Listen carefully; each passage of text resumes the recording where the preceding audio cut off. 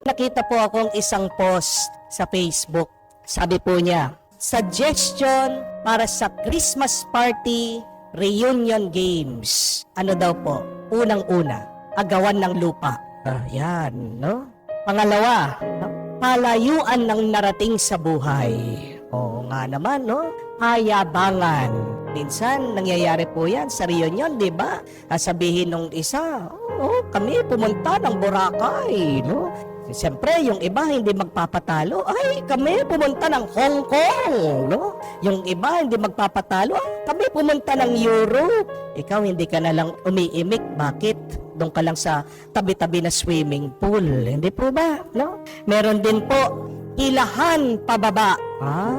Opo, di ba? No? Minsan, pinamaliit natin yung ating mga kamag-anak. Di po ba? Tayo po mismo, hinuhusgahan natin sila. Meron pa po, pagalingan ng anak. Pinagmamalaki. Sinasabi, yung anak ko, nag-aaral yan sa Maynila. Tapos sasabihin ng isa, wala ka doon sa anak ko, nag-graduate na, board passer. No? Sasabihin ng isa, yung anak ko, binili kami ng bagong sasakyan. Pero ikaw na nagluluto doon sa likod, sa kusina, hindi ka makarelate. Hindi po ba? No? Ano pa po?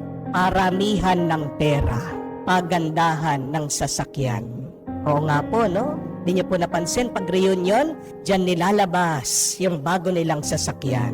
Kaya nga ikaw na naka-tricycle lang, naka-bisikleta, naka-motor, minsan nahihiya ka na lang.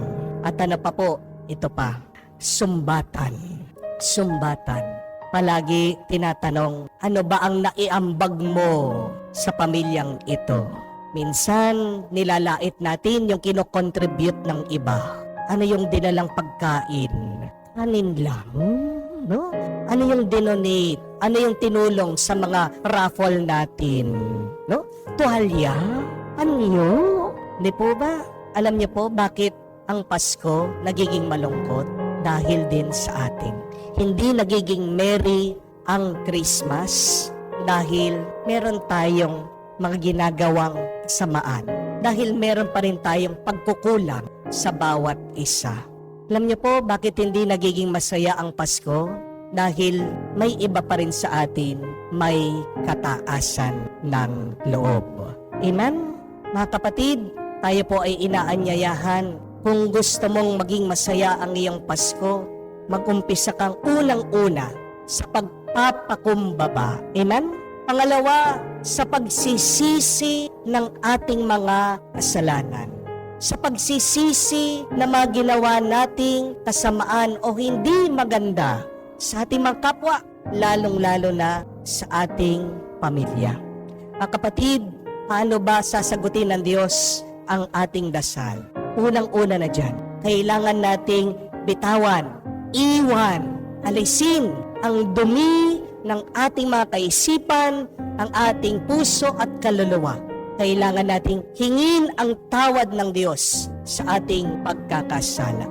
Tandaan niyo po ito, hindi po kayo makakatanggap ng bagong grasya kung nananatili ka pa rin nakakapit sa iyong lumang pagkatao. Tingnan niyo po ang ating mahal na ina sa ating nabasang ebanghelyo. Bakit naging mapalad ang ating mahal na ina? Kasi hindi niya sinundan ang kanyang sariling kagustuhan, kung hindi sinundan niya ang kagustuhan ng Diyos.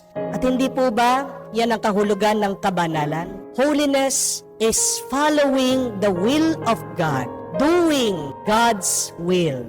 And sin is prioritizing your own will rather than God's will.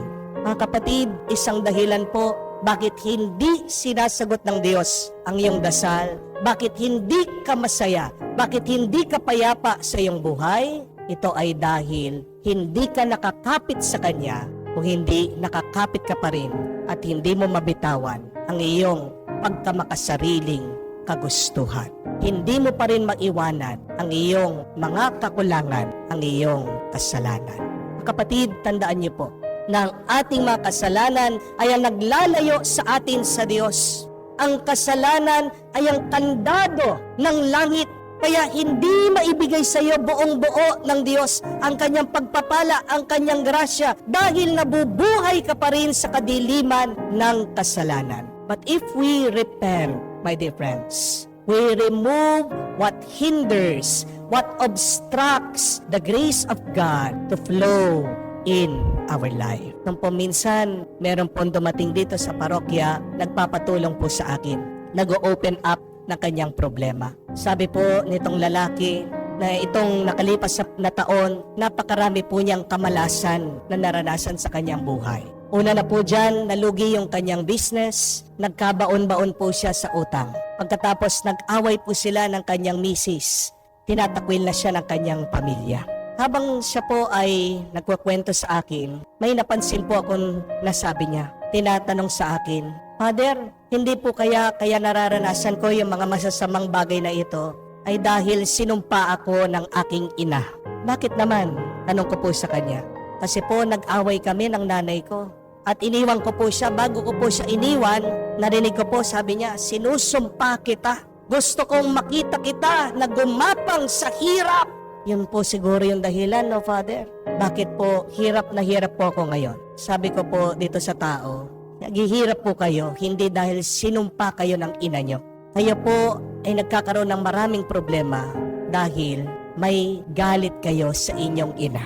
Dahil hindi maayos ang inyong relasyon. Dahil may kasalanan kayo sa inyong minamahal. Kung maaalis mo lang yung kasalanan na yon, kung magkakasundo kayo, kung magkakaayos kayo, kung mapapatawad mo ang iyong ina at mapapatawad ka niya, magkakaroon kayo ng kapayapaan. At pagpayapa kayo, diyan babalik ang grasya, ang pagpapala ng Diyos sa iyong buhay. Mga kapatid, ano po ba ang nagiging dahilan? Bakit hanggang ngayon wala ang grasya ng Diyos sa atin? Yan ay ang sandahilan. Dahil merong malaking balakid. Dahil may pabigat sa ating buhay. Dahil nakasara ang langit sa atin. Ang dahilan ay ang ating mga kasalanan na hindi pa rin pinagsisisihan ngayon. Habang tayo po ay nagpapasalamat sa Diyos sa kanyang pagmamahal, napakahalaga po, hingin natin ang kanyang patawad. Amen? Hingin din po natin ang patawad ng iba. Isa pong pinakamagandang regalo na pwede natin matanggap ngayong Pasko, ay ang mapatawaran. Amen? Isang napakagandang grasya na pwede nating maranasan ay yung makapagpatawad din tayo sa iba. Dahil sa pamamagitan po ng kapatawaran, inaalis na natin ang bigat ng ating puso, nililinis natin ang ating kaluluwa. Mga kapatid, sikapin po natin na magpatawad sa iba ngayon pong darating na Pasko. At napakahalaga din po, huwag niyong kalimutan, patawarin niyo din po ang inyong sarili. Amen? Marami po sa atin dito, ang tagal-tagal na, hindi rin mapatawad ang sarili. Ang Diyos, pinatawad na tayo.